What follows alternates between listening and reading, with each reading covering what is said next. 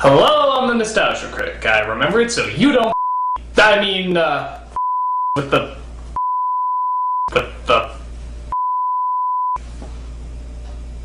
Yeah, today's film is Barb Wire. You remember hearing about this? The Pamela Anderson comic book movie about a superhero who also happens to be a It's just like that god-awful cartoon she starred in, Barella. You know, that had the exact same premise of a superhero except where Barella was a horrible piece of horse. Barbed Wire is... There is no difference between Barbed Wire and Barella. It's blatant, it's stupid, and the only reason it exists is because Pamela Anderson has large. And for some reason you forgot that, the film reminds you constantly. Don't believe me? Let's dive right into this storm and find out why this film is so bad. So our hero, Barbed Wire, lives in a festering hole known as Steel Harbor, which takes place in the apocalyptic world of 2017. I guess Obama wasn't the change we needed. We see her working at a club as she entertains the owner, who I swear is a mix between Peter Lorre and the Fantasy Island guy. What are you doing here? I'm looking for a light. Got one. I don't smoke. Neither do I. I only smoke when I star in something horrible.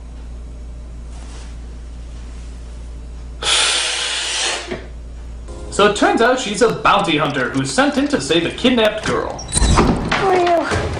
I'm the one who's getting you out of here. Trust me. We're trapped. What are you doing? Ever see Batman? That depends whether or not he's affiliated with the comic this movie is based off of. Shut up. As you can see, Pamela Anderson is the Shaquille O'Neal of acting. Shut up. Come on. I'm angry. Really. So she gets the girl to her parents, who plan to pay her handsomely. But there's one little problem. Cut the Where's my money? I could only come up with half the money. Fine. I'll take half your daughter. What? So they make a deal by trading their car for the rest of the money, as Miss Wire has a monologue about why things are the way they are. It was the middle of the Second American Civil War, the worst year of my life. Where all I knew how to do was pose on top of cars. Port Steel Harbor. What a So the bad guy is known as Colonel Prizer, and he's out to find a scientist named Dr. Cora D. Apparently she devised some sort of contact lenses that can protect your identity so the government can't track you. This will prove useful to a resistance that is fighting against this fascist government that is currently taking over the world. Just look at those futuristic dance moves. Meanwhile, just outside the club, Dr. Cora D and her husband named Axel get stuck at a roadblock. Look, we just stick with the plan, okay? Change of plans.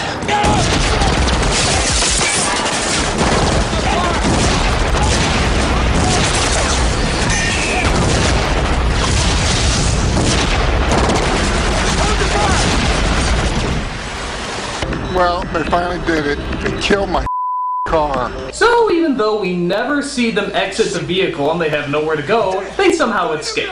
After that, we see Barb exit the club on her way to another job, as she makes her way to another monologue.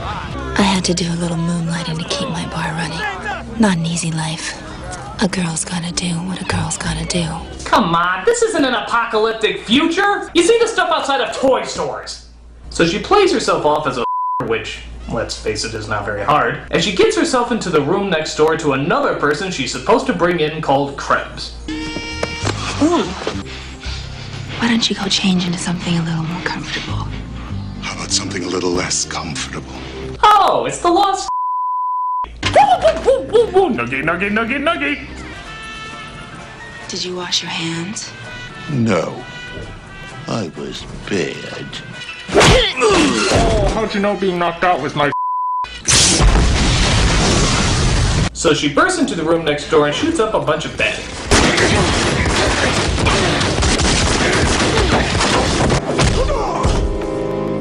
You're my last bail jumper, Krebs. Wake up, sunshine. That was nice kicking. You really know your stuff, babe. What did you call me? Oh yeah, I forgot to mention, she hates to be called babe. Now, those are okay, but if you call her babe, that's just sexist. Don't call me babe. Oh, maybe I should have actually attacked her with the knife instead of just standing here. So Barb is also friends with the head of police named Willis, who often look the other way to her illegal doings as long as he's well compensated. And I do mean well compensated. Listen, Barbara Kapetsky. We could play this little cat and mouse game all night long, but I have more important things on my mind. Like, how the do I get out of this piece of movie? We then cut to this rather unnecessary moment where some drunk guy tries to get into the club during the day. Just give me my drink. Sir, we're not open yet. I think you've had enough already. Ah, me. Okay, dog him. Get her off! Get her off of me! That's Camille. Gives new meaning to the term fetch the Camille outside. The club is infiltrated by M. Bison's twin brother. Of course! If Cordy escapes, I will personally rip your heart out of you and stuff it back down your throat. That doesn't make any sense. I will personally rip your heart out of you and stuff it back down your throat. Right after I rip your lungs from your ears and shove them back in through your nose. So they talk with Barb to see if she knows the whereabouts of Dr. Cora D. Well, I guess it's hard to find somebody unless you know what she looks like. Her present appearance is of no consequence. Identification can always be made by retinal scanning. So, Hey, I wanted obnoxious close-up too. Excuse me, boss. Trouble in the kitchen. So it turns out Cora D enters at the exact same time the Colonel does. But that doesn't get Barb's attention. What gets her attention is Cora's husband, Axel, who used to be Barb's lover. But I never wanted to hurt you. And now's not the time to explain. We're 3 years late, Axel. Get out. Don't come back. Wait a minute. Let me recap this.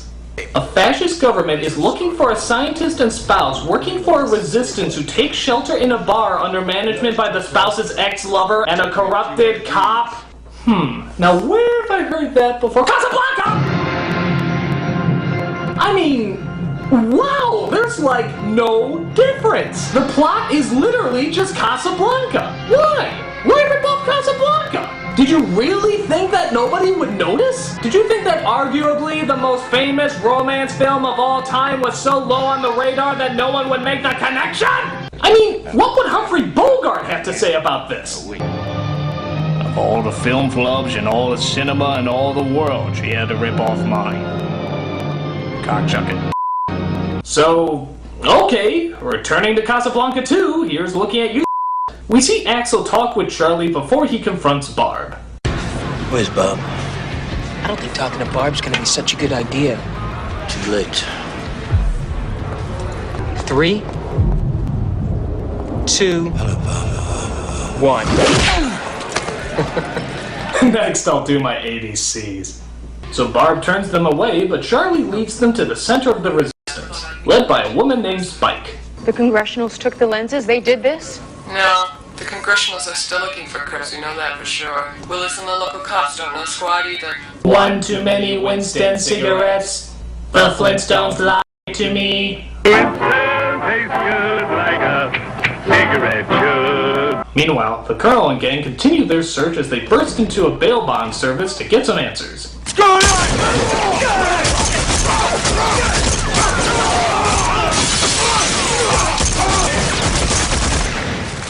You're all under arrest. we needed to make an interrogation. Sorry, sir, they resisted. They dared to ask us what's going on!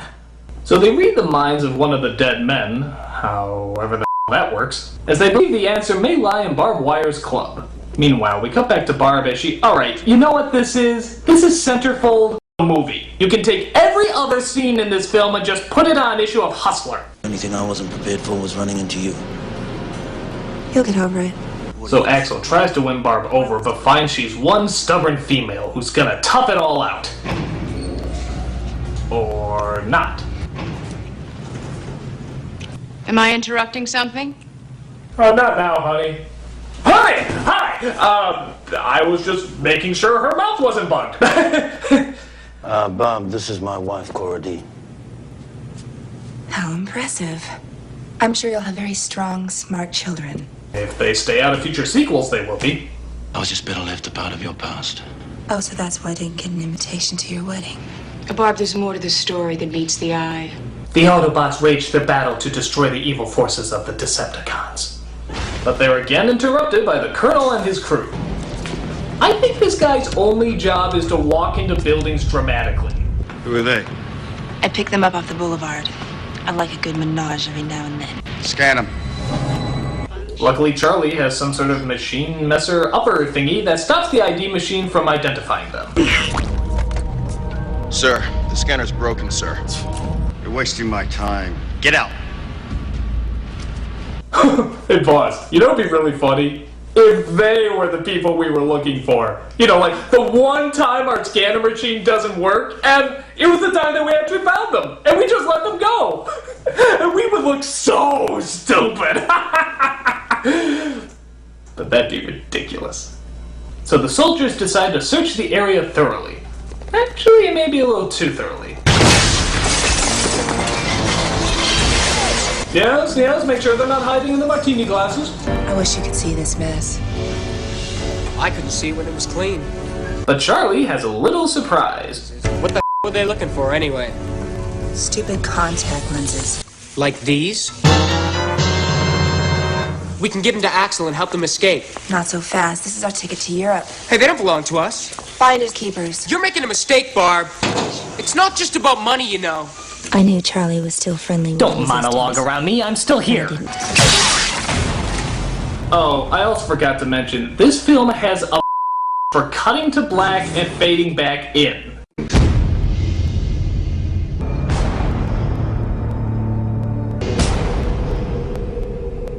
I keep thinking every time they're gonna fade to black, something goofy is gonna suddenly appear.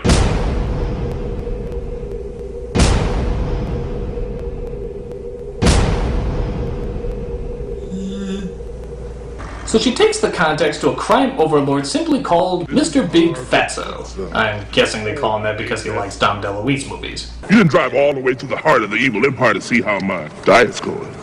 You came here to talk about the contact lenses, didn't you? I'm in a position to broker their sale.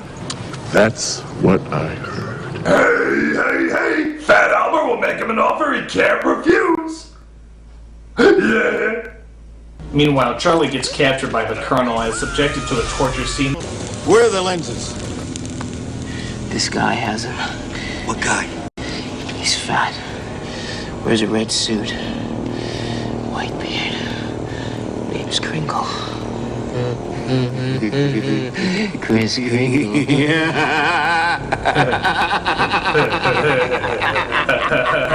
Merry Christmas.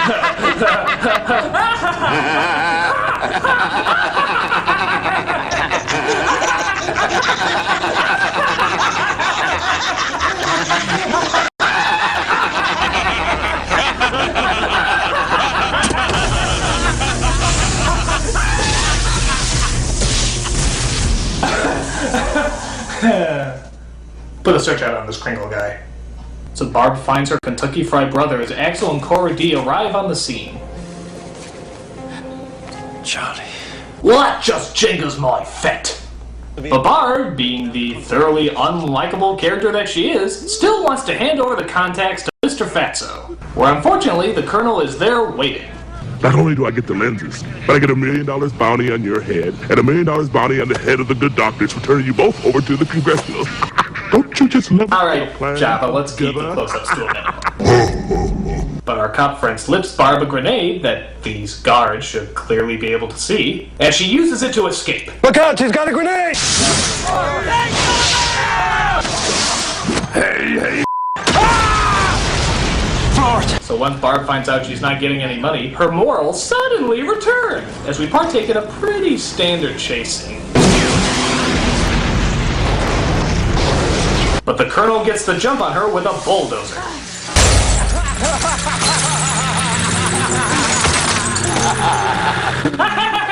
A bulldozer! I'm driving a bulldozer!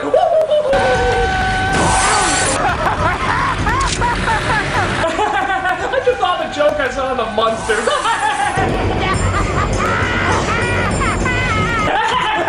Oh no, I'm out of the manic stage and into the depressing stage. Oh, there's the manic again. Is this the one that makes it go up and down? Yeah, it does. Which one makes it go around? This one, right here. What about this one? Maybe I should use that brain thing my mama told me about. Normally, I don't get emotional about my work, but vaporizing your springy is gonna be a real pleasure. You forgot. So a crane being run by Axel actually picks up the car and bulldozer in what I have to admit is a pretty creative action sequence.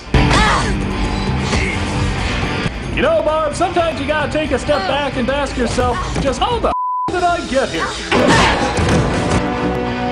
I got you, babe! Everyone, don't call me babe! I'm falling!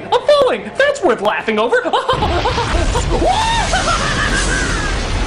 So the villain is destroyed as they try to get the doctor and the contact lenses to safety. And wouldn't you know it, it ends with them saying goodbye outside of a plane. You're gonna miss your plane. So I thought barbed wire never took sides. Keep it to yourself. Here's ripping off you, kid. Where will you go? Well, I hear Paris is nice this time of year. Parrish, this could be the end of a horrible movie. I do believe I'm falling in love. Get in line. Okay, I guess the movie shot itself before it could appropriately end. As well it should. This movie is horribly stupid. Its stunts are standard, its lines are boring, its acting is corny, and of course, it's Casablanca.